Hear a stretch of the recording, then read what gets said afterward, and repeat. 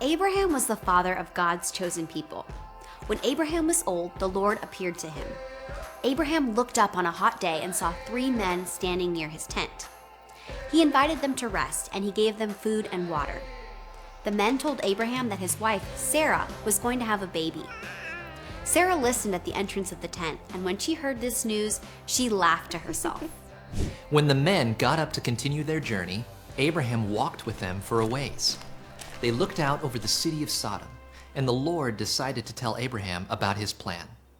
The Lord said, "I have heard about Sodom and Gomorrah. The people living there are wicked, and their sin is very serious. I'm going to go see if they are as bad as people say."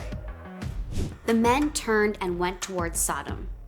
Abraham stood there and asked, "Lord, do you plan to destroy the good people along with the evil people? What if there are 50 good people in the city? Will you still destroy it? Surely you will save the city for the 50 good people living there.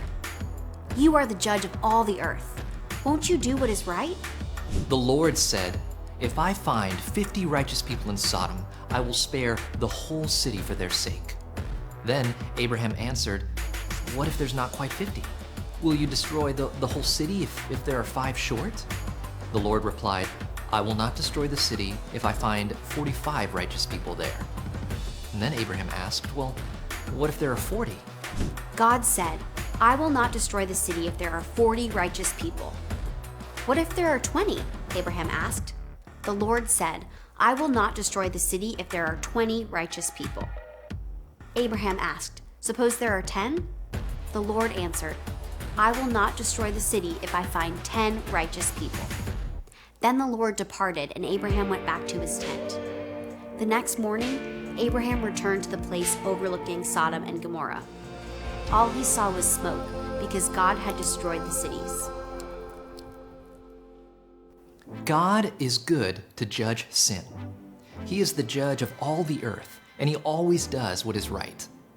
God will punish the guilty.